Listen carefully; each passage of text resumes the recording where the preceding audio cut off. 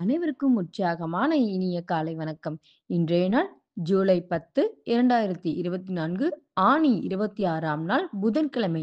அனைவருக்கும் இன்றைய நாள் இனிமையான நாளாக அமைய டைகர் குடும்பம் சார்பாக வாழ்த்துகிறோம். வாய்ப்பு கிடைக்கும் போதெல்லாம் பிறரை மனதார வாழ்த்துங்கள். பிறரை வாழ்த்தும் பொழுது இறைவனால் நாமும் வாழ்த்தப்படுகிறோம். நம் வாழ்வும் சிறப்பாகிறது. இன்றைய நிகழ்வில் டைகர் விஷன் மிஷன் கூறுவதற்கு டைகர் மணிகண்டன் ஃப்ரம் சிவகங்கை அவர்களை அன்போடு அழைக்கிறோம். நன்றி tiger Jayanthi Maharaj. Tiger vision மனம், புத்தி, உடல் மூன்றும் சமநிலையில் இருந்தால் வாழ்க்கை பிரகாசிக்கும். டைகர் மிஷன் ஒரு தனி மனிதனின் தொடர்ச்சியான ஆரோக்கியமும் பொருளாதாரமும் இவ்வுலகை மாற்றும். நன்றி. நன்றி டைகர் மணிகண்டன். டைகர் இறைவணக்கம் கூறுவதற்கு டைகர் அகிலா கோபிநாத் ஃப்ரம் விருதுநகர் அவர்களை அன்போடு அழைக்கிறோம். நன்றி டைகர் ஜெயந்தி மகராஜ். டைகர் இறைவணக்கம். என் வாழ்க்கையின் நம்பிக்கையாய் இருக்கும் இறைவா, நான் சேவை செய்யும் இந்த அமைப்பே நீ வாழும் இடமென எண்ணுகிறேன். நான் தினமும் செய்யும் பணியே எனது கடமை என நம்புகிறேன். எனது உடலை கண்ணும் கருத்துமாய் பாதுகாப்பதே எனது பொறுப்பு என உணர்கிறேன். நன்றி இறைவா. நன்றி டைகர் அகிலா கோபிநாத். அனுதினம் சுவாசிக்கும் காற்றைப் போல் அனுதினம் டைகர் குழுவோடு இணைந்து பயணிக்கும் உங்கள் அனைவருக்கும் டைகர் குடும்பம் சார்பாக வாழ்த்துக்களையும் நன்றிகளையும் தெரிவித்துக் கொள்கிறோம். நல்லதை நினைக்கும் பொழுது கிடைக்கும் தெளிவு வேறு எப்பொழுதும் கிடைக்காது. நல்லதை செய்யும் போது கிடைக்கும் திருப்தி வேறு எதிலும் கிடைப்பதில்லை. நல்லதையே நினைப்போம், நல்லதே நடக்கும் என்று நம்ம எல்லாம் எட்டுநடை பயிற்சிக்கு அழைத்து செல்ல வருகிறார் நமது எட்டுநடை பயிற்சி ஆசான் டாக்டர் டைகர் தேன்குடு பிரபாகரன் அவர்களை உற்சாகத்தோடு வரவேற்கிறோம். எல்லோருக்கும் இனிய காலை வணக்கம். இந்த அற்புதமான காலை வேளையில் 9 மூட்டுக்களையும் அசைக்கக்கூடிய அற்புதமான பயிற்சிகளை முடிச்சுட்டு 27 முறை சூப்பர் பிரெயின் யோகா அப்படின்னு சொல்லக்கூடிய தோப்பு கரணங்களை முகம் மலர்ச்சியோட மனம் மகிழ்ச்சியோடு முடிச்சுட்டு 8 நடப்பதற்காக தயார் நிலையில் இருக்கிறோம். 8 மீது இருக்கிறோம். கிழக்கு மேற்காக நடப்பவர்கள் கிழக்கு திசையிலிருந்து மேற்கை நோக்கியும், தெற்கு வடக்காக நடப்பவர்கள் தெற்கு திசையிலிருந்து வடக்கை நோக்கியும் நமக்கான முதலடி எடுத்து வைத்து நடக்க வேண்டிய தருணம். பேசிக் கோர்ஸ் மற்றும் அட்வான்ஸ் கோர்ஸ் இருக்கக்கூடிய எல்லாருமே இப்போது நம்மளுடைய நடையை தொடங்குகிறோம். இப்போது பெண்கள் அனைவரும் இடதுபுறமாகவும் ஆண்கள் அனைவரும் வலதுபுறமாகவும், அதாவது பெண்கள் லெஃப்ட் சைடிலும் ஆண்கள் ரைட் சைடிலும் முதலடி எடுத்து வைத்து நடையை தொடங்குகிறோம். நடை இயல்பாக இருக்கிறது, நடை தளர்வாக இருக்கிறது, தோள்பட்டை தளர்வாக இருக்கிறது, கழுத்து குனியாமல் இருக்கிறது, கால்கள் ஒன்றுக்கு முன்பு ஒன்று வருவது போல் நடந்து கொண்டிருக்கிறோம். கைகள் அதனிசைவில் அசைந்து கொண்டிருக்கிறது. சுவாசம் சீர்நிலையில் இருக்கிறது. எண்ணம் நேர்மறையாக இருக்கிறது. மனம் மகிழ்வுடனும் அமைதியுடனும் இருக்கிறது. ஒற்றை சிந்தனையாளர்கள் அத்தனை பேரும் ஒற்றுமையோடு ஒரே திசையை நோக்கி பயணித்துக் கொண்டிருக்கிறோம். நமது பயணம் வெற்றிகரமாக அமைய எல்லாம் வல்ல இறைவனை துணை கலைத்து கொண்டு தொடர்ந்து பயணிக்கிறோம். ஒவ்வொரு விடியிலும் நமக்கு பல விஷயங்களை கற்றுத்தந்து கொண்டே இருக்கிறது. நாம் பெற்றுக்கொண்டே இருக்கிறோம். அதை வாழ்வில் பயன்படுத்தி வெற்றி கண்டு கொண்டே இருக்கிறோம். அவ்வாறாக இன்றைய விடியிலும் நமக்கு பல விஷயங்களை கற்றுத்தரப்போகிறது. நாம் பெற்றுக்கொள்ளப் போகிறோம். அதை வாழ்வில் பயன்படுத்தி வெற்றி காணப் போகிறோம். ஒவ்வொரு நாளும் நமது நடையை தொடங்கும் போது நாம் பல நினைவூட்டல்களை நினைவூட்டுவது வழக்கம். அவ்வாறாக இன்றைய நினைவூட்டல்கள் நம்முடைய பயிற்சிகளை, முயற்சிகளை, நிகழ்ச்சிகளை, செயல்களை தொடங்குவதற்கு முன்பாக முதலில் நமது தாயை வணங்க வேண்டும், நமது தந்தையை வணங்க வேண்டும், நமது குருமார்களை வணங்க வேண்டும், நமது இயற்கை இறைவன் பிரபஞ்சத்தை வணங்க வேண்டும், நமது இஷ்ட தெய்வங்களை வணங்க வேண்டும், நமது மூதாதையர்கள் முன்னோர்களை வணங்க வேண்டும். இவர்களை வழிபட்டு அவர்களிடம் அருளாசி பெற்று அவர்களுக்கு நன்றி கூறி நாம் நமது பயணத்தை தொடங்க வேண்டும். அவ்வாறாக தொடங்கக்கூடிய செயல்கள் அத்தனையும் வெற்றியில் நிறைவடையும் என்பதை நாம் அறிவோம். ஆக இன்றைக்கும் நீங்கள் எல்லோரும் செய்திருப்பீங்கன்னு நான் நம்புகிறேன். அதற்கு உங்களுக்கு என்னுடைய நன்றிகளை சொல்லிக்கிறேன். தொடர்ந்து 2 டம்ளர் வெதுவெதுப்பான நீர் பருகி நமது பயிற்சிகளை தொடங்கியிருக்க வேண்டும். நீங்கள் கண்டிப்பாக வெதுவெதுப்பான நீர் பருகி பயிற்சிகளை தொடங்கியிருப்பீர்கள் என்று நம்புகிறேன். அதற்கு என்னுடைய நன்றிகளை தெரிவித்துக் கொள்கிறேன். தொடர்ந்து நமக்கு அருகில் குடிநீர் இருக்கும்படியாக பார்த்து கொள்ள வேண்டும். அதுவும் உங்களுக்கு அருகில் இருக்குது என்று நம்புகிறேன். அதற்கும் என்னுடைய நன்றியை தெரிவித்துக் கொள்கிறேன்.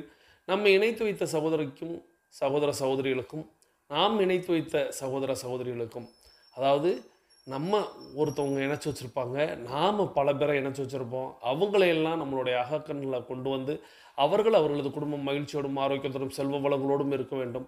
அவர்கள் எண்ணியதெல்லாம் நடக்க வேண்டும். அவர்கள் கேட்டதெல்லாம் கிடைக்க வேண்டும். அவர்களுக்கு எல்லாம் வல்ல இயற்கை இறைவன் பிரபஞ்சம் அனைத்து நல் விஷயங்களையும் வழங்க வேண்டும் என்று அவர்களுக்காக நாம் வேண்டிக் கொண்டு தொடர்ந்து நமது மனதில் எழுப்ப வேண்டிய 3 முத்தான முக்கிய கேள்விகள். நாம் எதற்காக 8 நடை நடந்து கொண்டு இருக்கிறோம்? நாம் எதற்காக டைகர் குழுமத்தில் இணைந்து பயணித்து கொண்டிருக்கிறோம்? நாம் நமது இலக்கை நோக்கித்தான் பயணிக்கிறோமா? இந்த முத்தான 3 முக்கிய கேள்விகளை ஆழ்மனதில் கேட்டு அதற்கான பதிலை நாம் பெற்று நாம் பயணிக்க வேண்டும். நாம் எதற்காக இப்பொழுது 8 நடை பயிற்சியை மேற்கொள்கிறோம்? 8 நடை பயிற்சியை ஏன் மேற்கொள்கிறோம் அப்படிங்கிற அந்த கேள்வி கேட்கும்போது எல்லாருக்குள்ளேயும் வர்றது ஆரோக்கியத்தை பெறுவதற்காக, ஆரோக்கியத்தை தக்க வைப்பதற்காக, ஆரோக்கியத்தை மீட்டெடுப்பதற்காக, ஆரோக்கியத்தை புதுப்பிப்பதற்காக. இந்த 4 பதில்ல ஒரு பதிலாக இருக்கும். ஆரோக்கியத்தை பெறுவதற்காக, ஆரோக்கியத்தை மீட்டெடுப்பதற்காக, ஆரோக்கியத்தை புதுப்பிப்பதற்காக, ஆரோக்கியத்தை தக்க வைப்பதற்காக. இந்த 4 பதில்ல ஒரு பதில் நிச்சயமாக நம்முடைய பதிலாக இருக்கும். அதுலயும் இன்னும் விளக்கமாக ஏன் நம்ம புதுப்பித்துக் கொள்ள வேண்டும்? ஏன் அதை தக்க வைத்துக் கொள்ள வேண்டும்? ஏன் நம்ம அதை பெற வேண்டும்? ஏன் அதை மீட்டெடுக்க வேண்டும்? இப்படின்னு நமக்குள்ள நம்ம கேள்விகளை கேட்க ஆரம்பிச்சோம்னா, இன்னும் அதற்கான விடை உள்ளே இருந்து வந்து கொண்டே இருக்கும். நீங்க உங்களுடைய ஆழ்மனதோடு பேசணும். இந்த வித்தையை நான் பலமுறை கற்றுத் தந்திருக்கிறேன். இனி வருங்காலங்களிலும் கற்றுத்தருவேன். ஆழ்மனதோடு பேசி பழக வேண்டும். தொடர்ந்து நாம் ஏன் டைகர் குழுமத்தில் இணைந்து பயணிக்கிறோம்? இந்த கேள்விக்கான விடை அப்படிங்கிறது நான் இன்னைக்கு அதை பற்றி பேசலாம்னு நினைக்கிறேன். அதற்கு முன்பாக நம்மளுடைய இலக்கை நோக்கி தான் பயணிக்கிறோமா? நம்ம எந்த செயல் செய்தாலும் நம்ம இலக்கை நோக்கி பயணிக்கிறோமாங்கிற ஒரு கேள்வியை நமக்குள்ளே கேட்டுக்கொள்ளணும். அவ்வாறாக இன்றைக்கும் நம்ம எல்லாருமே கேட்டுக்கொள்ளலாம். நாம் நமது இலக்கை நோக்கித்தான் பயணிக்கிறோமா? இலக்கு அப்படிங்கிறது ஒவ்வொருத்தவங்களுக்கும் ஒவ்வொன்றும் இருக்கும். அதாவது வாழ்க்கையில் வெற்றி பெறணும், வாழ்க்கையில் ஜெயிக்கணும், நல்ல மதிப்பெண் பெறணும், நல்ல உயர் பதவியில் இருக்கணும், இன்னும் இன்னும் விதவிதமான இலக்குகள் இருக்கும். 8 நடை பயிற்சியில் நீங்கள் அந்த கேள்வியை கேட்கலாம். இலக்கை நோக்கி தான் பயணிக்கிறோமா? இல்லையே, நான் வாழ்க்கையில் நல்லா படித்து முன்னேறணும் அப்படின்னா நான் ஏன் 8 நடை நடக்கணும்? அப்போ இந்த செயலுக்கும் அதுக்கும் என்ன தொடர்பு? 8 நடை பயிற்சி மேற்கொள்வதே நாம் நமது இலக்கை அடைவதற்காக தான். அதில் இருந்து நம்மளுடைய கவனம் எதுலேயும் சிதறாமல் நம்மளுடைய இலக்கை நோக்கி மட்டும் குறியை வைத்து நம்ம பயணிக்கணும். காலையில் 8 நடையை தொடங்கும் பொழுது உங்களுடைய இலக்கு உங்கள் கண் முன் வந்து நிற்கணும். நம்ம இலக்கை நோக்கி தான் பயணிக்கிறோம். அது எதுவாக இருந்தாலும் சரி, நல்ல மதிப்பெண் பெற வேண்டும், நல்ல உயர் பதவியில் இருக்க வேண்டும், தொழிலில் பெரிய வளர்ச்சி இருக்க வேண்டும், பொருளாதாரத்தில் உயர்ந்த நிலையில் இருக்க வேண்டும், ஆரோக்கியத்தில் பன்மடங்கு பெரிய இருக்கணும், ஆற்றல் அதிகரித்திருக்கணும். இப்படி பல்வேறு இலக்குகள் கண் முன் வந்து நிற்கணும். அதை நோக்கி நம்ம பயணிக்கணும். இந்த இலக்குகள் மட்டும் உங்கள் கண் முன் வந்து நின்றால் உங்களை யாரும் எதுவும் செய்ய முடியாது. அதாவது நம்மளுக்கு எதிரி வேறு யாருமே இல்லை, நாம தான் அப்படின்னு நம்ம சொல்லுவோம் அல்லவா? நம்மளுக்குள்ளே ஏன் சோம்பேறித்தனம் வருகிறது? யார் அது அப்படின்னு கேட்டால் அது நாம் தானே. நமக்குள் இருக்கக்கூடிய அந்த இன்னொரு நபர் தானே. அந்த நபரிடம் தான் இந்த கேள்வியை கேட்கணும். நாம் இலக்கை நோக்கி பயணிக்கிறோமா? அந்த நபர் இப்போ உங்களுக்கு தூக்கம் வருகிறது, சோம்பேறித்தனம் இருக்கிறது, காலையில் விடிகாலையில் எழும்பொழுது அலாரம் அடிக்கும்போது அதை தட்டி விட்டு இல்லை கொஞ்சம் நேரம் தூங்கலாம் அப்படின்னு சொல்லும்போது அந்த தூங்கலாம் சொன்னது யாருன்னா உங்களுடைய ஆழ்மனம். அந்த ஆழ்மனத்திட்ட நீங்கள் கேளுங்க. நான் அதை ஆழ்மனம் சொல்ல மாட்டேன், மேல்மனம் சொல்லுவேன். இருந்தாலும் இப்போ புரிந்து கொள்வதற்காக சொன்னேன். நீங்கள் கேளுங்க, அந்த மேல்மனத்திட்ட கேளுங்க. நாம் நம்ம இலக்கை நோக்கி தான் பயணிக்கிறோமா? இலக்கு என்ன, தூங்குவதா? இல்லை இல்லை, நாம் விடியலில் எழுந்து நாம் செய்ய வேண்டியதெல்லாம் செய்து நம்மளுடைய பயிற்சிகளை நாம் தொடங்கி அந்த பயிற்சிகளின் முடிவில் நாம் ஈர்ப்பு விதி மற்றும் நம்மளுடைய மனப்படக்காட்சி செய்வதற்காகத்தான். அதில் செய்தோமானால் நம்மளுடைய இலக்கை நாம் அடைய முடியும். அப்போ இலக்கை நோக்கிய பயணம் எது? இப்போ நம்ம எழ வேண்டும், எழுந்து நடக்க வேண்டும், நடந்து நம்மளுடைய இலக்குக்கான கோரிக்கையை பிரபஞ்சத்திடம் வைக்க வேண்டும். இந்த கேள்வியை நீங்கள் உங்களுடைய ஆழ்மனதிட்டையோ மேல் மனதிட்டையோ கேட்டீங்க அப்படின்னா அடுத்த நிமிடம் இலக்கை நோக்கி நம்மளை பயணிக்க வைக்கும். இந்த கேள்வியை நம்ம கேட்கலை அப்படின்னா நம்ம நிறைய விஷயங்கள் சொல்லலாம், அதை பற்றி நம்ம நிறைய பேசலாம். இப்படி நம்மளுடைய முத்தான 3 முக்கிய கேள்விகளை ஆழ்மனதில் கேட்டு நம்ம பயணிக்கணும். தொடர்ந்து நம்ம திருக்குறள் பார்க்க போயிடும். திருக்குறள் அப்படின்னா நாம் டைகர் குழுமத்தில் முன்னெல்லாம் ரொம்ப ரொம்ப தினமும் கேட்ட ஒரு விஷயம் இன்றைக்கி வாரத்தில் 2-3 நாட்கள் அப்படிங்கிற மாதிரி தான் இப்போ பார்த்து கொண்டு வருகிறோம். நேற்றைக்கு கூட ஒரு திருக்குறள் பார்த்தோம். அந்த திருக்குறள் எந்த அதிகாரத்தில் இருந்துச்சு, என்ன பொருள் அப்படின்னு சொல்லிட்டு கடந்து போயிட்டேன். ஆனால் இன்றைக்கி நம்ம திருக்குறளை முழுமையாக பார்க்க போயிடும். ஸோ நேற்றைய விஷயத்தையும் நம்ம பார்க்கத்தான் போயிடும். ஏன்னா நேற்றைக்கு சு வெங்கடேசன் அவர்களுடைய அந்த ஆடியோவில் ஒரு முக்கியமான தகவல் இருக்கிறது அப்படிங்கிறதெல்லாம் நம்ம பார்த்துருந்தோம். அதை இன்றைக்கும் பார்க்கலாம் அப்படின்னு சொல்லியிருந்தோம். ஸோ இன்றைக்கான திருக்குறள் இவைகளெல்லாம் முடிச்சுட்டு நம்ம அதை கேட்க போயிடும். இன்னைக்கு நம்ம திருக்குறள் குறள் எண் 713 அதிகாரம் எண் 72 அவை அறிதல் அதிகாரம். அவை அறிவார் சொல்லல் மேற்கொள்பவர் சொல்லின் வகை அறியார் வல்லதும் இல். அவையில் உள்ளவர்களின் மனநிலையை அறியாமல் பேசுபவர்கள் சொல்லின் வகைப்பாட்டினை அறியாதவர்கள் ஆவர். அவர்கள் கற்ற கல்வியும் அவர்களுக்கு பயன்படுவதில்லை. இந்த குறளின் வாயிலாக வள்ளுவர் பெருந்தகை அவையில் இருப்போர் அவை அறிந்து பேச வேண்டும், இதுதான் குறிப்பிட்டிருக்கிறார் இந்த குறள்ல. நிறைய நேரங்கள்ல நாம பிறரின் மனநிலையை புரிந்து கொள்ளாமல் அறிந்து கொள்ளாமல் பேசிக்கொண்டு இருப்போம். இது அவையில தான் இல்லை, எங்க இருந்தாலும் ஒரு தொலைபேசியில கூட ஒரு நபர்கிட்ட நம்ம பேசுகிறோம் அப்படின்னா எதிராக இருப்பவரின் மனநிலையை அறிந்து நாம் பேச வேண்டும். அவருடைய சூழ்நிலை என்ன, அவர் இப்பொழுது பேச முடியுமா? நிறைய நேரங்கள்ல நம்ம யாருக்கையாவது ஃபோன் பண்ணும்போது நேரம் இருக்கிறதா அப்படிங்கிறத கூட கேட்காம நம்ம வாட்டுக்கு நம்ம பேச வந்ததை பேசிக்கிட்டு இருப்போம். குறைந்தபட்சம் அரை மணி நேரம்னு நம்ம வாட்டுக்கு பேசிக்கொண்டிருப்போம். முதல்ல பிறரின் மனநிலையை அறிய வேண்டும். அது அவையில் மட்டுமல்ல, எப்பொழுதுமே பிறரின் மனநிலையில இருந்து நாம் பேச வேண்டும். நாம பேசுவது பிறருக்கு பிடிக்க வேண்டும் என்றால் எல்லாருக்குமே அவங்கவுங்க பேசுறது ரொம்ப பிடிக்கும். அவங்கவுங்க சொல்ற விஷயம் சரி அப்படின்னு நம்ம எப்போதுமே எல்லாருமே நினைப்பது உண்டு. ஆனால் அதே நேரத்தில் நாம் அதில் எதிராக இருந்த அதே பேச்சை நாம் கேட்கிறோம், அப்பொழுது நமக்கு பிடிக்குமா அப்படின்னு யோசித்து பார்க்கணும். நான் அடிக்கடி கூறுவது அதான், ஒரு சினிமா டைரக்டர் தனக்கு பிடித்த விஷயத்தை தான் எடுப்பேன் என்று இருந்தால் அவர் ஜனரஞ்சக இயக்குனராக இருக்க வாய்ப்பே இல்லை. பிறரின் மனநிலை அறிந்து, ரசிகர்களின் மனநிலை அறிந்து, அதன் அவருடைய எழுத்து ஓட்டமும் கதை ஓட்டமும் அவர்களோடு கலந்திருந்தால்தான் அவர் பெரிய வெற்றியாளராக மாறுவார். இது நம்ம சினிமா என்கிற ஒரு நடைமுறையில அந்த வெற்றியை காணக்கூடிய ஒரு விஷயத்தை குறிப்பிடுகிறோம். அதே நேரத்துல தான் சொல்ல வந்த கருத்தை மட்டும்தான் சொல்லுவேன், அதை தாண்டி நான் மாறிக்கொண்டு இருக்க மாட்டேன், எனது ஸ்டைலில் மட்டும்தான் சொல்லுவேன் அப்படின்னு சொல்லக்கூடிய நிறைய டைரக்டர்களும் உண்டு. அவர்களின் படம் வெற்றி அடையுமா என்றால் அது ஜனரஞ்சமாக வெற்றி அடைவதில்லை. நிறைய எடுத்துக்காட்டுகள் உண்டு.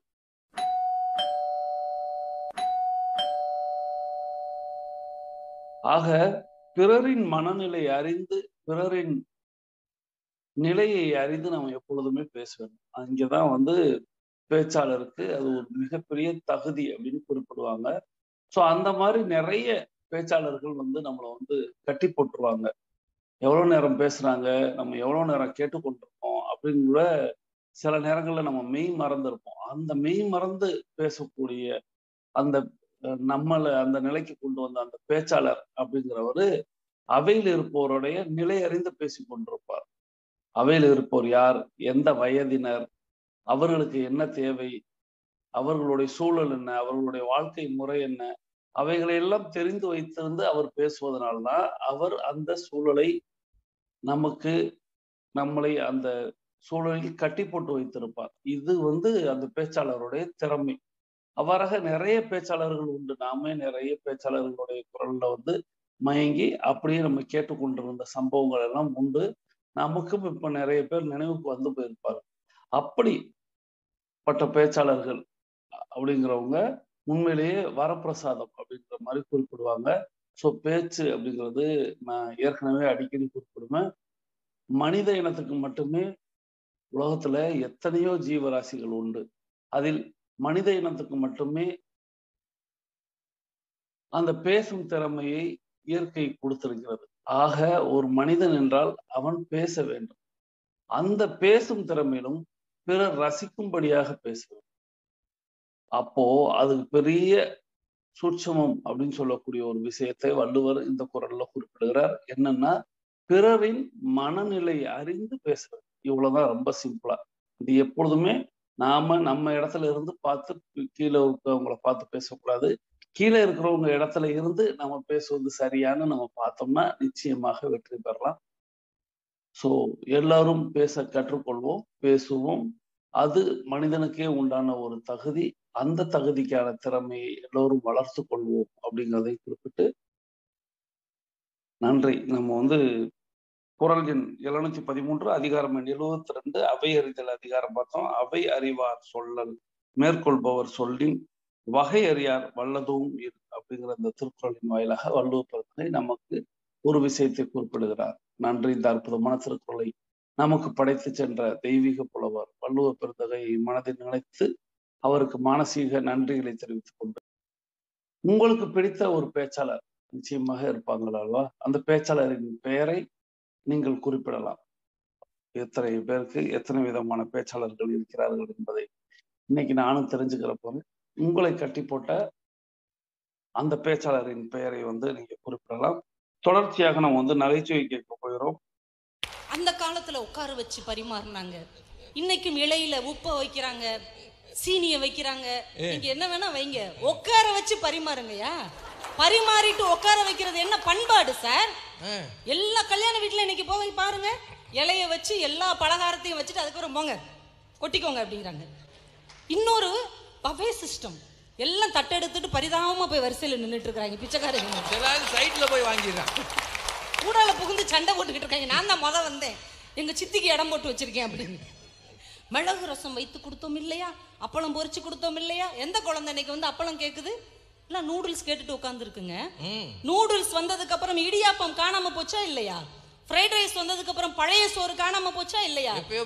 ஐஸ்கிரீம் வந்ததுக்கு அப்புறம் பால் ஐஸும் சேமியா ஐஸையும் தொலைத்து விட்டோம் நண்பர்களே. குச்சி ஐஸ் இல்லம்மா, குச்சி ஐஸ் இல்லையே, கடைசியில் அது குச்சியாவது மிஞ்சுமா. அதுல கேப்பக்குள் சாப்பிட்றத என்னைக்கு கேவலமாகவும் KFCல சாப்பிட்றத பெருமையாகவும் பேச ஆரம்பித்தோமோ அன்றைக்கே நம்ம பண்பாடு போய்விட்டது. வாழை இலைய ஜெராக்ஸ் எடுத்து போட்டுட்டு நீங்களாம் வாய் பேசுறீங்க. ஸ்ரீவில்லிபுத்தூரிலிருந்து நீங்கள் வருகிறீர்களே, ஆண்டாள் கோபுரத்தை தாண்டி தானே. யாரும் ஆண்டாள் கோபுரத்தை பத்தி என்கிட்ட பேசுறதே கிடையாது. ஸ்ரீவில்லிபுத்தூர் பக்கத்துல இருந்து வர்றேன், பால்கோவா வாங்கிட்டு வந்தீங்களா? இதாங்க கேள்வி. திருநெல்வேலி பக்கத்துல இருந்து வந்தா போதும், அல்வா வாங்கிட்டு வந்தீங்களா? யாரும் காந்திமதி அம்மனை கேட்கறது இல்ல. நம்ம பாரம்பரியமே வெறும் சாப்பாட்டு பாரம்பரியமாவே மாறிக்கொண்டு உங்களுக்கு தெரிஞ்ச ஆளுங்கெல்லாம் கொஞ்சம் அந்த டைப்பா இருக்கும் போல. எல்லாம் நம்ம ஒண்ணுக்குள்ள ஒண்ணு நம்ம குடும்பம் தானே. இது நான் சும்மாவே இருந்திருக்கலாம். திருக்குறள் சங்க பலகையில் தானே ஏற்றப்பட்டது. ரொம்ப சந்தோஷம். சங்க பலகையில் அரசியாக இருந்த நம்முடைய தமிழ் இன்றைக்கு அரிசி கடை பலகையில் கூட இல்லையே என்று நினைப்பதை நீங்கள் வருத்தப்பட வேண்டும் இல்லையா? ரைஸ் மெர்ச்சன்ட் கடைக்கு பேர் வச்சிருக்கிறாங்க. கண்ணகிக்கு பெருமை கொடுத்த மண் இந்த மதுரை மண் இல்லையாங்க? சோழ நாட்டில் பிறந்து பாண்டிய நாட்டில் நீதியை நிலைநாட்டி சேர நாட்டில் தெய்வமாக மாறி போன கண்ணகி தமிழில் பேசி வழக்காடி நீதியை நிலைநிறுத்திய இந்த மதுரை மண்ணில் நீதிமன்றத்தில் நீங்க தமிழ்ல வழக்காட முடியுமா? என்ன பேசுறீங்க? இன்னைக்கு தமிழ் பள்ளிக்கூடத்துல தமிழ் பிள்ளைகள் தமிழ்ல பேசினா அபராதம் சார். என்ன நீங்க வந்துகிட்டு நாங்க தமிழை வளர்த்தோம் அப்படி இப்படின்னு பாண்டின்னு கூப்பிட்டா 10 பேர் உளுந்தடிச்சு ஓடியாருவானா. பயங்கரமா பாண்டி விளையாட்டு இருக்கா அன்னைக்கு? இல்ல இல்ல, என்ன விளையாட்டாவே பேசிட்டு போறது உங்க அன்னைக்கு வேலையா போச்சு. கடுப்பேத்துறாங்க இவரானு. அவ்வளவு கோவப்படாதீங்க, நான் இருக்கேம்மா பாத்துக்கிறேன். கிரிக்கெட் வந்ததுக்கு அப்புறம் கிட்டி பொல்லும் கபடியும் இல்லாமல் போனது. வீடியோ கேம்ஸ் வந்ததுக்கு அப்புறம் நம் பிள்ளைகள் விளையாடுகிற எல்லா விளையாட்டுகளையும் நாம் தொலைத்து விட்டோமே. அதை நினைச்சுதான் சார் வேதனைப்படுறோம் சார். பரிபாடல்ல ஒரு வார்த்தை சொல்றாங்க, மதுரை மக்கள் நான்மறை முழங்கும் ஓசை கேட்டு காலையில் விழித்தெழுவார்கள் என்று பரிபாடல் சொல்லுகிறது. ஆனா இன்னைக்கு ஜிமிக்கி கமல் பாட்டு கேட்டுதான் எந்திக்கிறான் நம்ம ஊருக்காரன். நல்ல பாட்டு, நல்ல பாட்டு, அருமையான பாட்டு, ரொம்ப ரசிச்சிருப்பீங்க போலயே. நல்ல பாட்டை பாராட்டக்கூடாதா? கிருபானந்த வாரியாரை யாருக்கும் தெரியல நம்ம ஊர்ல, பிரியா வாரியாரை எல்லாருக்கும் தெரியுது. அழகா கண்ணடிக்குதுல்ல. இது சாலை போக்குவரத்துக்கு அந்த பிள்ளை போட்டோவை தான் வச்சிருக்காங்க. ஆக்சிடென்ட் ஆகுறதுக்கு பள்ளிக்கூடத்துல விளம்பரமே இப்ப எப்படி போடுறாங்க தெரியுமா? பண்பாடை வளர்க்கிற பள்ளிக்கூடத்துல உங்கள் பிள்ளைகளை எங்களிடம் அனுப்புங்கள், மருத்துவராக்குகிறோம், விஞ்ஞானிகளாக்குகிறோம், இன்ஜினியர் ஆக்குகிறோம். ஒருத்தரும் மனுஷன் ஆக்குறேன்னு சொல்லவே மாட்டேங்க. அப்படி சொன்னா நம்ம சேப்பமாக்கும். 1ஆம் கிளாஸ் பிள்ளைங்க கைகளை இறுக கட்டி கொண்டு கைவீசம்மா கைவீசு, கைவீசம்மா கைவீசுன்னு கைகளை கட்டி கொண்டு பாடுகிறதே. அங்கேயே எல்லா பாரம்பரியமும் முடிஞ்சு போச்சே சார். இல்ல தப்பாட்டம் நம்முடைய மண்ணின் கலை இன்றைக்கும் இருக்கிறதே. தப்பாட்டம் ஆனா பரவாயில்லம்மா, எல்லாம் மப்பாட்டம்ல ஆடிக்கிட்டு இருக்குதுங்க நம்ம ஊர்ல. சார் நம்ம தமிழ்நாட்டுல தார் இல்லாத ஊர் கூட இருக்குது. பார் இல்லாத ஊர் எங்கேயாவது இருக்குதா? இந்த அக்கா போய் அகழ்வாராய்ச்சி செஞ்சிருக்காங்க. உண்மையிலே நீங்க பெரிய விஞ்ஞானி. அகழ்வாராய்ச்சியில் 1000 வருடங்களுக்கு முன்னால் கழிப்பறை கட்டிய தமிழன். எல்லா பஸ் ஸ்டாண்ட்லயும் நீங்க போய் பாருங்க, ஒரு கழிப்பறை சுத்தமாக இருக்கிறதா? ஏங்க சுதந்திரம் வாங்கி இத்தனை வருஷத்துல ஒரு கழிவறையை கூட சுத்தமாக பயன்படுத்த முடியாத ஒரு மோசமான நிலையில தமிழ்நாடு வாழ்ந்து கொண்டிருக்கிறது. என்ன பண்பாடு பாரம்பரியம்! சும்மா சித்திரை திருவிழாவுக்கு அழகரை பார்க்க ஆயிரம் கூட்டம் வருகிறதாம். அழகரை பார்க்க மட்டுமா வருகிறது? அழகாக இருக்கிறவர்களை எல்லாம் பார்க்க வருகிறது. குழந்தைகளே இன்னைக்கு திருவிழாவுக்கு யாரும் கூட்டு வர மாட்டாங்க சார். ஒரு காலத்தில் திருவிழாவில் குழந்தைகள் காணாமல் போனார்கள். இன்றைக்கு குழந்தைகளே காணாமல் திருவிழாக்கள் நடைபெறுகிறதே என்றுதான் நாங்கள் வேதனையை பதிவு செய்ய வந்திருக்கிறோம். ஜல்லிக்கட்டுக்கு தமிழ்நாடே போராடியது. ஏங்க நம்ம நாட்டினுடைய பண்பாட்டுக்காக நாமே போராட வேண்டிய நிலைமை வந்தா அதை விட பெரிய அவமானம் வேற என்னங்க நம்மளுக்கு இருக்குது? நம்ம பண்பாட்டை ஒருத்தன் தடை பண்ண முடியும்னா இதை விட என்ன பெரிய நமக்கு அவமானம் இருக்க போகிறது? ஆமா. இதுல வேற அக்கா மகளுக்கு காது குத்துறதுக்கு தாய்மாமே சீர் சுமந்து வருவான். ஆத்த கடந்து டண்டனக்கன்னு ஆடிக்கிட்டு பண்ணுங்க, சீர் செய்யுங்க, மாலை கொண்டு வாங்க, சந்தோஷம். அதுக்கு எதுக்கு இத்தான் பெரிய கட் அவுட்டு? அன்னைக்கு ஒரு கல்யாணம் ஒரு காது குத்து வீட்டில் அடிச்சிருக்காங்க சார், பெரிய கட் அவுட்டு. கத்தி குத்து வெட்டு குத்து எங்க அக்கா மகளுக்கு காது குத்து. ஆனா ரொம்ப ரைமிங்கா இருக்கு. ஒரு விஷயம் புரிந்து கொள்ளுங்கள், உலகத்தின் எந்த நாட்டிலும் பண்பாடும் நாகரிகமும் தோன்றுவதற்கு முன்னால் காவிரியில் கண்விழித்த பழமையும் தாமிரபரணியில் தவழ்ந்து விளையாடிய பண்பாடும் வைகை ஆற்றில் வளர்ந்த பாரம்பரியமும் நமக்கு சொந்தம். நன்றி. இந்த அற்புதமான ஆடியோவை நமக்கு தேர்வு செய்து அனுப்பி வைத்த சகோதரி டைகர் சக்தி பிரபா ஃப்ரம் தலவாய்புரம். இவங்க நம்ம சிவகாசி டைகர் கிளப்போடைய கேப்டனாக இருக்கிறாங்க. அவர்கள் அவர்களது குடும்பம் மகிழ்ச்சியோடும் ஆரோக்கியத்தோடும் செல்வ வளங்களோடும் இருப்பதற்கு எல்லாம் வல்ல இயற்கை இறைவன் பிரபஞ்சம் துணை நிற்க வேண்டும். அவர்கள் எண்ணியதெல்லாம் நடக்க வேண்டும். அவர்கள் கேட்டதெல்லாம் கிடைக்க வேண்டும். அவர்களது குடும்பத்தில் ஆரோக்கியம் நிலைத்திருக்க வேண்டும், ஆனந்தம் நிலைத்திருக்க வேண்டும். அவர்களது தொழில் வளர்ந்து கொண்டே இருக்க வேண்டும். அவர்களது பொருளாதாரம் உயர்ந்து கொண்டே இருக்க வேண்டும். அவர்களுடைய பணி சிறந்து விளங்க வேண்டும் என்று எல்லாம் வல்ல இயற்கை இறைவன் பிரபஞ்சத்தை நாம் வேண்டிக் கொண்டு தொடர்ந்து கவிதா ஜவஹர் அம்மா பேசின அந்த ஆடியோவை கேட்டோம். அதுக்கான விளக்கத்தை நம்ம பார்ப்பதற்கு முன்பாக நமக்கு இடைவேளை, அதாவது 21 நிமிடம் அப்படிங்கிறது நமக்கு குறுக்கிடுகிறது. ஸோ நாம் இப்போது நம்மளுடைய இடைவேளைக்கான, அதாவது பேசிக் கோர்ஸில் இருக்கக்கூடியவங்களுக்கும் அட்வான்ஸ் கோர்ஸில் இருக்கக்கூடியவங்களுக்கும் இந்த 21 நிமிடம் அப்படிங்கிறது அதிமுக்கியமானது என்பதை நாம் அறிவோம். ஆக நாம் எல்லாரும் தொடங்கின திசைக்கு வந்துடலாம். கிழக்கு மேற்காக தொடங்கியவர்கள் கிழக்கு திசையிலும் தெற்கு வடக்காக தொடங்கியவர்கள் தெற்கு திசைக்கும் வந்து விடுகிறோம். நமது உள்ளங்கைகளை மடக்கி பார்க்கிறோம், இறுக்கமாக இருக்கிறது. விரலின் நகங்களின் வண்ணங்களை பார்க்கிறோம், சிவப்பு வண்ணத்தில் மாறி இருக்கிறது. சுவாசத்தை சோதித்து பார்க்கிறோம். 2வது நாசியிலும் சுவாசம் வரக்கூடிய இந்த வேளையில் நம்ம எல்லாரும் நமக்கு அருகில் இருக்கக்கூடிய குடிநீரை எடுத்து நிறுத்தி நிதானித்து ரசித்து ருசித்து பருகிக் கொள்கிறோம். தண்ணீர் பருகுதல் என்பது ஒரு கலை என்பதை நாம் அறிவோம். ஆக தண்ணீர் பருகும் பொழுது கவனத்தை நீரில் வைப்போம். நீர் அப்படிங்கிறது நமக்கு வாழ்க்கையில் இன்றியமையாதது அப்படின்னு கேள்விப்பட்டிருப்போம். ஆனால் நீர் பருகும் பொழுது நமக்கு வேறு எதுவுமே இன்றியமையாததுங்கிறத மட்டும் நினைவில் கொண்டு, நீர் பருகும்போது நீர் மட்டுமே பிரதானம் என்பதை கவனத்தில், உங்களுடைய கவலத்தில் கணக்கில் கொண்டு நீர் பருகுமாறு அன்போடு கேட்டுக்கொண்டு, நீங்கள் எல்லாருமே நீர் பருகே இருப்பீங்க என்ற நம்பிக்கையோடு தொடர்ந்து நம்ம கமெண்ட் பண்ண போகிறோம், கருத்து சொல்ல போயிடும். எல்லாருமே சொல்லணும். புதிதாக வந்தவர்கள், பழையவர்கள், பேசிக் கோர்ஸில் இருக்கக்கூடியவங்க, அட்வான்ஸ் கோர்ஸில் இருக்கக்கூடியவங்க எல்லாருமே கேட்கக்கூடிய இந்த கருத்து பெட்டியில் கமெண்ட் பாக்ஸில் பதிவிட சொல்லும் பொழுது நீங்கள் உங்களுடைய கருத்துக்களை பதிவிடணும். ஸோ இப்போ பதிவிட வேண்டிய நேரம். இப்போ வாங்க நாம் நம்மளுடைய மொபைல் ஃபோனை எடுத்துக்கொண்டு கருத்து சொல்ல போயிடும். இன்றைக்கி நம்ம எதை பற்றி கருத்து சொல்ல போகிறோம் அப்படின்னா, நம்ம அந்த ஆடியோ கேட்குறதுக்கு முன்னாடியே ஒரு விஷயத்தை எல்லாரையுமே ஒரு பதில் அளிக்க சொல்லியிருந்தேன். நிறைய பேர் பதில் அளிச்சிருப்பீங்க. இருந்தாலும் முதல் கேள்வியாக இப்போ அதுதான் வைக்கிறேன். அதாவது உங்களுக்கு பிடித்த பேச்சாளர் யார் அப்படின்னு ஒரு கேள்வியை கேட்டிருந்தேன். ஸோ அதுக்கு நிறைய பேர் பதில் அளிச்சிருப்பீங்க. இல்லைனாலும் இந்த இடைவெளியில் தான் பதில் அளிக்கணும்னு நினச்சிக்கிட்டு இருக்கிறவங்க எல்லாருக்கும் முதல் கேள்வியாக உங்களுக்கு பிடித்த பேச்சாளர் யார் அப்படின்னு. இரண்டாவதாக, உங்களுக்கு மேடையில் பேசி பழக்கம் உண்டா? 2வது கேள்வி, நீங்கள் மேடையில் பேசி பழக்கம் உண்டா? 3வது, இதுக்கு ஆம் இல்லை அப்படின்னு நீங்கள் தாராளமாக பதில் சொல்லலாம் 2வது கேள்விக்கு. 3வது கேள்வி அப்படின்னு சொல்லுவோம், உங்களுக்கு மேடை பேச்சாளர் அல்லது பயிற்சியாளர் அப்படின்னு சொல்லவும் நினைவுக்கு வருவது யார்? முதல்ல பிடித்தவர் யாருன்னு கேள்வி.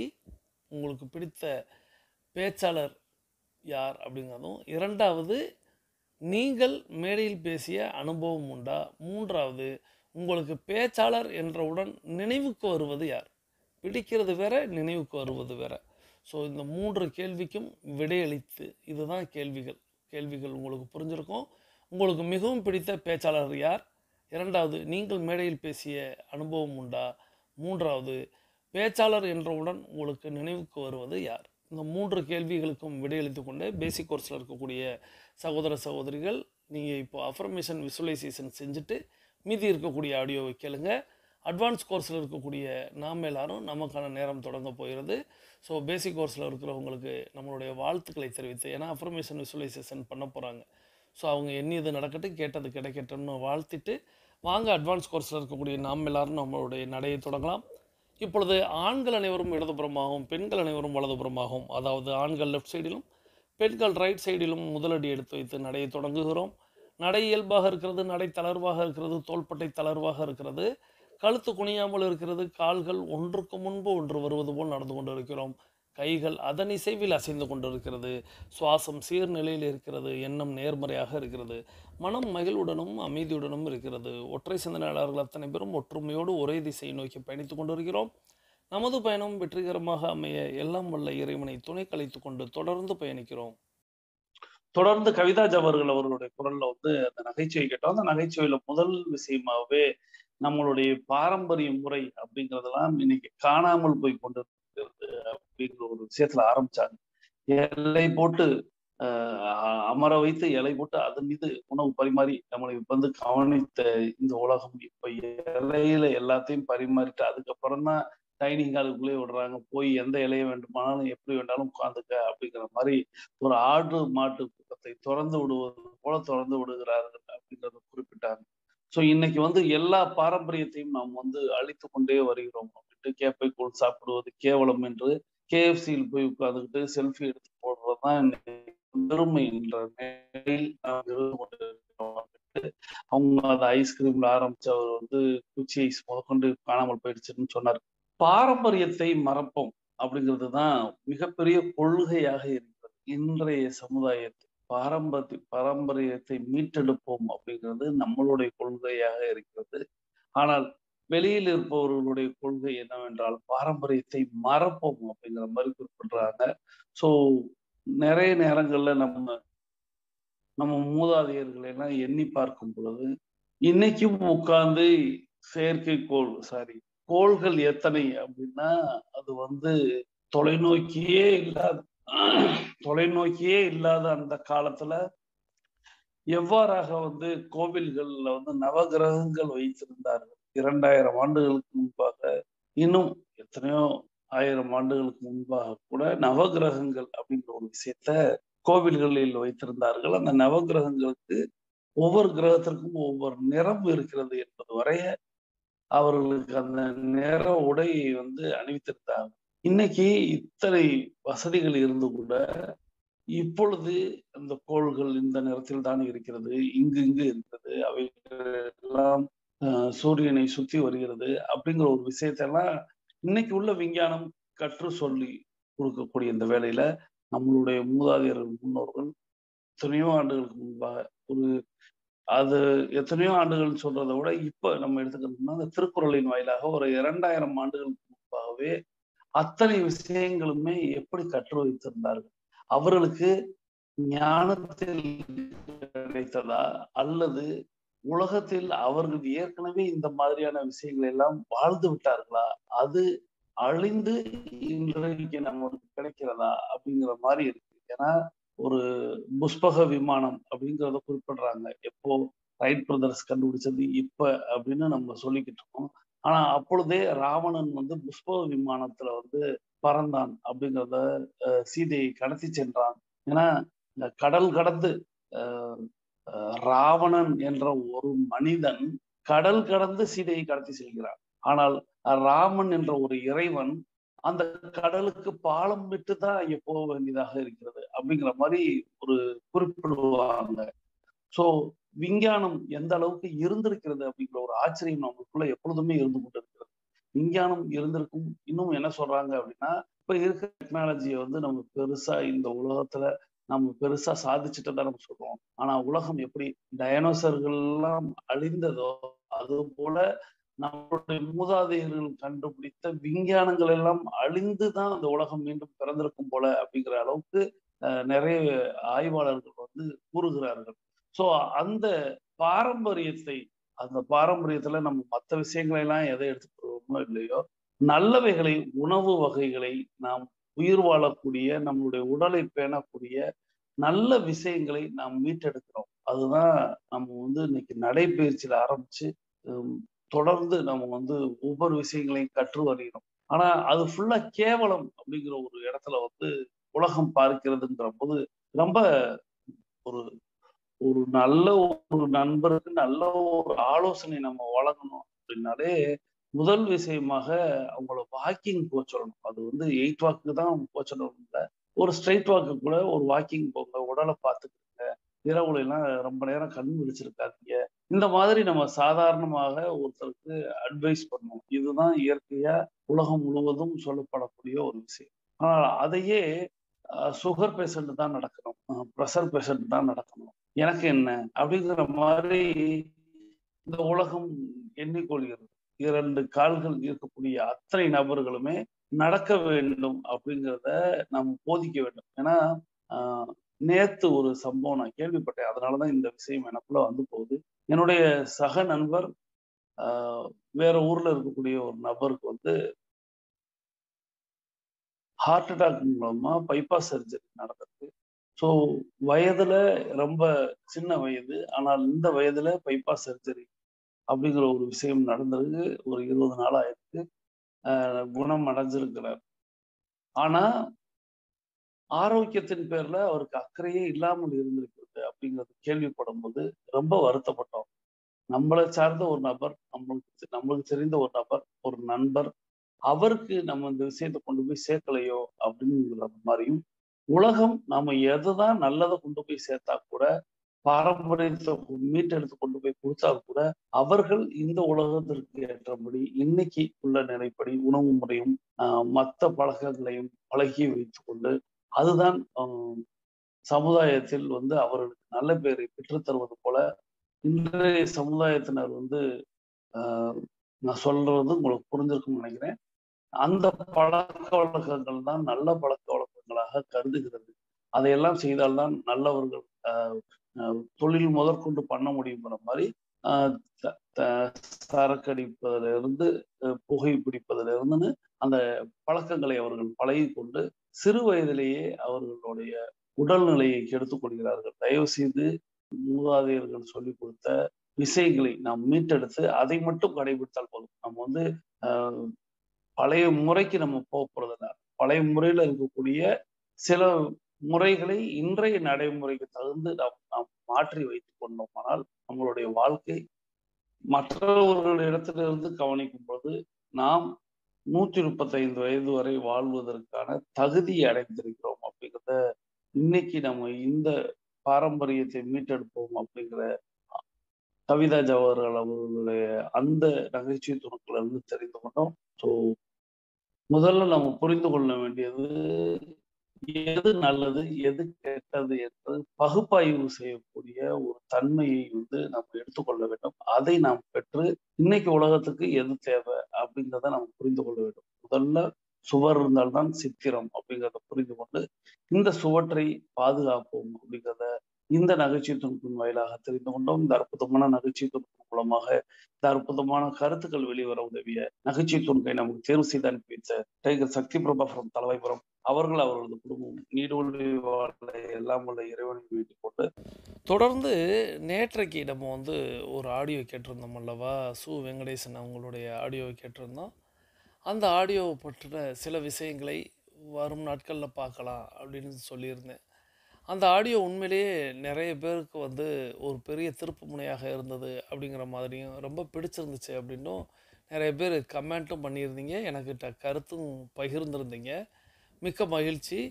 அந்த ஆடியோவில் அறம் அப்படின்னா என்ன அப்படிங்கிறத சொல்லும் விதமாக குறிப்பிட்டிருந்தார். அதில் அந்த ஒரு 5 செயல்களை செய்தால் அது மட்டும்தான் நம்ம பார்த்தோம். 5 செயல்கள் அப்படிங்கிறது குளம் வெட்டுதல், நீர் வந்து வழிந்தோடுவதற்கு வாய்க்கால் வெட்டுதல், 3 பொது கிணறு வெட்டுதல், 4 விளைநிலங்களை பேணுதல், 5 அப்படிங்கிறது மரம் நடுதல் அப்படின்னு. இந்த மரம் நடுதலை பற்றி தான் நம்ம சொல்லியிருந்தோம். பழமரக்கன்று ஏன் நடுகிறோம் அப்படிங்கிறதையும் டைகர் குழுமம் ஏன் செய்கிறது அப்படிங்கிறதையும் சொல்லியிருந்தோம்.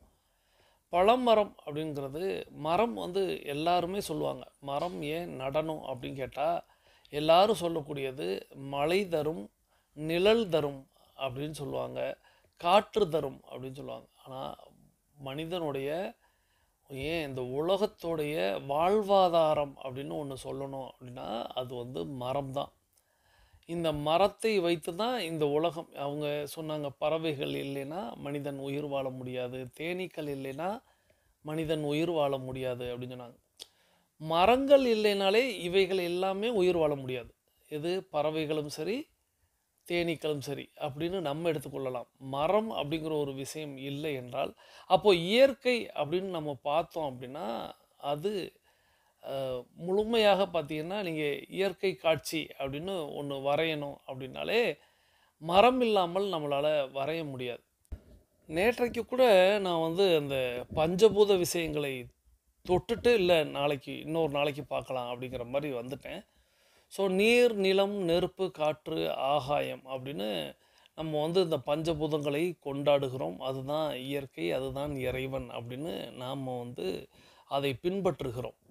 இதில் நிறைய நேரங்களில் நிறைய இடங்களில் பூமி அப்படின்னு குறிப்பிடும் பொழுது, அதாவது எர்த்து அப்படின்னு குறிப்பிடும்போது, நிலம் அப்படின்னு குறிப்பிடும்போது மரத்தை வரைந்து காட்டுவார்கள்.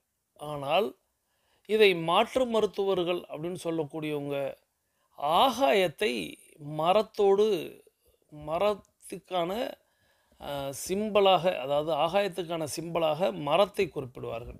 ஸோ மரம் வந்து நிலத்தில் இருக்கிறதா ஆகாயத்தில் இருக்கிறதா அப்படிங்கிறத வந்து நம்ம விட்டுட்டு பஞ்சபூதத்தில் ஒன்றாக இருக்கிறது அப்படின்னு மட்டும் நாம் எடுத்துக்கொள்வோம் ஒரு புரிதலுக்காக. அப்போது இந்த மரம் அப்படிங்கிறது சாதாரண விஷயம் இல்லை. இந்த பூமியை, காற்றை, ஆகாயத்தை, நீரை, நிலத்தை பாதுகாக்கக்கூடிய, நம்மளுக்கு பெற்றுத்தரக்கூடிய, இயற்கையிலிருந்து வரக்கூடிய அத்தனையும் தாய்க்கு நிகராக பெற்றுத்தரக்கூடிய ஒரு அற்புதமான ஒரு தான். தருனாலே மரம் தான். ஸோ இந்த மரம் வந்து சும்மா இன்னைக்கு நீங்கள் இப்போ பார்த்தீங்கன்னா அழகிற்காக அப்படின்னு சொல்லிட்டு தேவையற்ற மரங்களை நடுகிறார்கள். அழகு அப்படின்னு சொல்லிட்டு அந்த மரத்தினால என்ன பலன், என்ன பிரயோஜனம் அப்படின்னு கேட்டால் யாருக்குமே தெரியாது. ஆனால் அது வந்து விலை உயர்ந்த மரங்களாக இருக்கிறது. அதாவது இந்த அழகுக்குன்று பார்த்திங்கன்னா ஒரு தென்னை போல் வச்சுருப்பாங்க, அதில் ஒரு காயும் வராது. ஆனால் அந்த மரம் விலை உயர்ந்ததாக இருக்கும். அதை அப்படியே பேர்த்து கொண்டு வந்து வைப்பாங்க. வெளிநாட்டில் விளைந்ததுன்னு சொல்லுவாங்க, ஏதேதோ கதைகள், காரணங்கள் சொல்லுவாங்க. அதனால் ஏதேனும் பிரயோஜனம் இருக்கான்னா இல்லை. ஆனால் நம்மளுடைய தென்னை அப்படின்னு நம்மளுடைய தென்னை மரத்தை நாம் நட்டோமானால் அது நம்மையும் தாண்டி நம்மளுடைய சந்ததிக்கும் பயனுள்ளதாக இருக்கும். ஸோ இது போல பயன் உள்ள மரங்களை நாம் நட வேண்டும். எதுவோ ஒரு சாதாரணமாக ரோட்டோரங்களில் முன்னெல்லாம் புளிய மரம் அப்படின்னு நட்டு வச்சாங்க. அது நிறைய நிழல் தரும் அப்படிங்கிறதுனால சாலையோரங்களில் புளிய மரம் அப்படிங்கிறது இருக்கும். அந்த புளியம் பழம் அப்படிங்கிற அந்த புளி அது வந்து இன்னைக்கு உணவில் அது ஒரு முக்கியமான பங்காகவே மாறிவிட்டது. அது நன்மையா தீமையா அந்த பட்டியலுக்குள்ளே நம்ம போகலை. ஆனால் அந்த புளியம்பழத்தை சாப்பிடக்கூடிய பறவைகள் உண்டு, கிளிகள் உண்டு. புளி அப்படிங்கிறது முன்ன வந்து நிழலுக்காக நடப்பட்டது. ஆனால் அதுவும் ஒரு பயனுள்ள ஒரு விஷயத்தை நமக்கு நம்மளுடைய மூதாதையர்கள் கற்றுத்தந்தார்கள். ஆனால் நம்ம வீட்டை சுற்றி நாம் வந்து குரோட்டான்ஸு, அந்த அழகு செடிகள், அழகு மரங்கள் அப்படிங்கிறதெல்லாம் நம்ம தவிர்த்துட்டு டைகர் குழுமத்தில் பயணிக்கக்கூடியவங்க எல்லாருமே பல மரக்கன்றுகள் நடணும் அப்படின்னு நாம் வந்து அதை வந்து சொல்லிக்கிட்டே வர்றோம். நிறைய பேர் கடைபிடிக்கிறாங்க, நிறைய பேர் அதை பின்பற்றுகிறார்கள். அவர்களுக்கெல்லாம் என்னுடைய நன்றிகளையும் வாழ்த்துக்களையும் தெரிவித்து, புதிதாக வந்தவர்களும் நீங்களும் பழமரக்கன்று நடுவதை பிறருக்கு போதிக்கணும். நீங்கள் பழமரக்கன்று நட்ட ஃபோட்டோவை எனக்கு நீங்கள் தாராளமாக அனுப்பி வைக்கலாம். உங்கள் வீட்டில் நல்ல நிகழ்வுகள் நடக்கும்போது நீங்கள் பழமரக்கன்று நட்டீங்கன்னு. உங்கள் வீட்டுக்குள்ளே தான் உங்களுக்கு இடம் இருக்குது, நான் நடுகிறேன் அப்படின்னா நடுங்க. உங்கள் வீட்டிலேயே நட்டு முடிச்சுட்டு இடம் இல்லை அப்படின்னா அடுத்து நீங்கள் உங்கள் பக்கத்து வீட்டுகளுக்கு கொடுங்க. அடுத்து உங்கள் ஊரில் இருக்கக்கூடிய கோவிலிலோ மசூதியிலையோ சர்ச்சிலையோ எங்கெல்லாம் இடம் இருக்கிறதோ பள்ளிக்கூடங்களிலோ எங்கெல்லாம் கிடைக்குதோ அங்கெல்லாம் போய் பழமரக்கன்று நட்டு இந்த பழமரக்கன்று நடுவதற்கான காரணத்தை அவர்களுக்கு புரிய வைங்க. பசியற்றவர்களுக்கு வாழ்க்கை முழுவதும் பலனை தரக்கூடிய அந்த பழமரக்கன்றுகளை நாம் இலவசமாக நட வேண்டும் அப்படின்னு நாம் சொல்லுவோம். இதை பற்றி நேற்று நம்ம பேசியிருந்தோம். ஸோ ஐயா குறிப்பிடும்போது வெங்கடேசன் குறிப்பிடும்போது அந்த மரம் நடுவுதல் அப்படிங்கிறத சொன்னார். ஸோ அதை நட்டாலே நம்மளுக்கு நன்மை சொர்க்கம் அப்படிங்கிறதெல்லாம் சொன்னார். வாழும்போதே நாம் சொர்க்கத்தில் வாழ்வதற்கு இந்த ஒரு விஷயத்தை நாம் கடைபிடிக்க வேண்டும் அப்படின்னு சொன்னோம். அதுக்கப்புறம் அவர் அந்த ஒரு மலையடி வாரத்துக்கு போனேன். வீட்டு திண்ணையில் உட்காந்து பேசிக்கிட்டு இருந்தேன். பேசி கொண்டிருக்கும்போது 4 குட்டைகள் தெரிகிறது, 5வது குட்டை தெரிகிறதா அப்படின்னு அந்த பெரியவங்க கேட்டாங்க. 5வது குட்டையா அப்படின்னு. 4 குட்டை நீர் வற்றினாலும் நாங்கள் இந்த 5வது குட்டை நீரை மட்டும் வற்ற விடாமல் பார்த்து கொள்வோம் அப்படின்னு சொன்னாங்கன்னு சொன்னார். அப்படியே அவரே ஆச்சரியமாக சொன்னார். ஏன் அப்படின்னு கேட்கும்போது தேனீக்கள் நீர் அருந்தக்கூடிய இடமா அந்த 5வது குட்டை. தேனீக்கள் நீர் அருந்துமா, நம்மளுக்கு தேன் உரியும், அது நம்ம பார்த்துருக்கோம். நீர் அருந்துமா அப்படின்னா அதுவே ஒரு பெரிய ஆச்சரியம். அது அந்த 5வது குட்டையில் தான் வரும். அதுவும் அதுக்கான ஒரு நேரத்தை சொன்னாங்க. பகல் பறவைகள் அப்படின்னு ஒன்று உண்டு, இரவு பறவைகள் அப்படின்னு ஒன்று உண்டு. பகலும் இரவும், அதாவது பகல் மறைந்து இரவு பிறக்கக்கூடிய அந்த அந்தி நேரத்தில் இந்த தேனீக்கள் நீர் பருகும் அப்படின்னு சொன்னார். அது ஒரு புதிய செய்தியாக நமக்கு இருந்தது. ஸோ அந்த 5வது குட்டை நீரை நாங்கள் பாதுகாப்போம் அப்படின்னு அந்த பெரியவங்க சொன்னாங்க. உண்மையிலேயே இந்த மலையடி வாரத்தில் வாழ்பவர்களும் மலைவாசிகளாக வாழ்பவர்களும் நான் அவர்களோடு பயணித்த அந்த அனுபவங்களை எல்லாம் உங்களோடு பகிர்ந்திருப்பேன். நேற்று நான் உங்களை தட்டச்சு செய்ய சொல்லும் பொழுது எனக்கு அந்த நினைவு தான் வந்தது. நான் அந்த மலையடி வாரத்திலையும் சரி மலைவாசிகளோடும் சரி பழகும் பொழுது அவர்களால் தான் இங்கே நாம் தரைத்தளத்தில் வாழ்பவர்கள் எல்லாம் நிம்மதியாக சந்தோஷமாக ஆரோக்கியமாக ஆனந்தமாக வாழ்ந்து கொண்டிருக்கிறோம். அவர்கள் எப்படி நம்மளுக்கு நம்மளுடைய இராணுவம் அப்படிங்கிற ஒரு அமைப்பு, அதில் இருக்கக்கூடிய தியாகிகள் அப்படின்னு சொல்லக்கூடிய அந்த சகோதரர்கள் சகோதரிகள் நம்மை காத்து கொண்டிருக்கிறார்களோ அதே போல் இந்த மலைவாசிகளும் மலையடி வாரத்திலும் இருப்பவர்கள் தான் நம்மை வாழ வைத்து கொண்டிருக்கிறார்கள் அப்படின்னு சொன்னால் அதற்கு நிகர் வேறு எதுவுமே இல்லை, உண்மை தான். ஸோ அவங்களுடைய அறம் பின்பற்றுதல். அவங்க இன்றைக்கி நம்ம பூமியை சீரழித்து கொண்டிருக்கிறோம், குளத்தை நாசம் செய்கிறோம், குளம் இல்லாமல் அதை மேவி வீடு கட்டுகிறோம். ஆனால் அவர்கள் அந்த காடுகளை காடுகளாகவே பாவிக்க வேண்டும். பிளாஸ்டிக் இல்லாத பொருள் கொண்டு வாருங்கள், பிளாஸ்டிக் இங்கே கொண்டு குப்பையாக்காதீர்கள் அப்படின்னு அவங்க ரொம்ப கவனமாக அந்த காடை எப்படி கடலை மீனவர்கள் தெய்வமாக கொண்டாடுகிறார்களோ அதுபோல் அவர்கள் அந்த மலைகளையும் அந்த காடுகளையும் மரங்களையும் தெய்வங்களாக கொண்டாடுகிறார்கள். அது அவங்களுக்கு படித்து புரிஞ்சலாம் இல்லை, அவங்க அனுபவத்தில் அவங்களுடைய மூதாதையர்கள் கற்றுக் கொடுத்ததில் அவங்க அதை பின்பற்றுகிறார்கள். அதன் வாயிலாக அவங்களுடைய அந்த அறத்தை நம்மளால் புரிந்து கொள்ள முடிந்தது. தேனீக்களுக்கு நீரோடை குட்டை அப்படிங்கிறதும், அப்புறம் அந்த வயதான காக்கையை கல்லறிய வேண்டாம் அப்படின்னும். ஸோ நம்ம எல்லாவற்றையும் பாதுகாக்க வேண்டும், இந்த பூமியை நம்மளுடைய சந்ததிக்கு அற்புதமாக கொடுக்க வேண்டும் அப்படிங்கிற மாதிரி அந்த ஆடியோ நிறைவடைந்தது. ஸோ அதிலிருந்து சில பல விஷயங்களை இன்றும் பகிர்ந்து கொண்டோம். தொடர்ந்து நம்மளுடைய சகோதரி டைகர் இன்பவள்ளி ஃப்ரம் கானாடுகாத்தான், இவங்க சிவகங்கை டைகர் கிளப்புடைய வைஸ் கேப்டனாக இருக்காங்க. இவங்க தன்னுடைய பிள்ளைக்கு, அதாவது சோட்டா டைகர் பாலாஜிக்கு பிறந்தநாள் கொண்டாடும் விதமாக நம்மளுடைய பிரபஞ்சம் அறக்கட்டளைக்கு நன்கொடை வழங்கியிருக்கிறாங்க. சோட்டா டைகர் பாலாஜி எப்போதும் நான் கேம்பில் பார்த்தாலும் சரி, ஃபோன்லையாக இருந்தாலும் சரி, வாட்ஸ்அப்பில் தெரியாமல் அனுப்பினாலும் சரி, அங்கிள் மாமா அப்படின்னு சொல்லிட்டு அந்த ஆடியோ கேட்கும்போதே எனக்கு அவ்வளோ சந்தோஷமாக இருக்கும். மருமகன் பாலாஜிக்கு என்னுடைய பிறந்தநாள் நல்வாழ்த்துக்களை தெரிவித்து, அவர்களது குடும்பம் மகிழ்ச்சியோடும் ஆரோக்கியத்தோடும் செல்வ வளங்களோடும் இருப்பதற்கு எல்லாம் வல்ல இயற்கை இறைவன் பிரபஞ்சம் துணை நிற்கட்டும். அவர்கள் எண்ணியதெல்லாம் நடக்கட்டும். அவர்கள் கேட்டதெல்லாம் கிடைக்கட்டும்னு மருமகன் டைகர் பாலாஜி அவர்களை வாழ்த்துகிறேன். நீங்களும் உங்களுடைய வாழ்த்து மலைகளை சோட்டா டைகர் பாலாஜிக்கு வழங்குமாறு அன்போடு கேட்டு, வாழ்த்தியவர்களுக்கு என்னுடைய நன்றிகளையும் தெரிவித்துக் கொண்டு நம்மளுடைய 8 நடை 42 நிமிடம் நிறைவுக்கு வருகிறது. வாருங்கள் அனைவரும் கிழக்கு திசை நோக்கி நின்று கொள்ளலாம். அஃபர்மேஷன் மற்றும் விசுவலைசேஷனை செய்த இன்றைய நாளை தொடங்குங்கள். இன்றைய நாள் உங்களுக்கு அற்புதமான நாளாக அமையட்டும். மீண்டும் சந்திப்போம், கலந்து சிந்திப்போம்.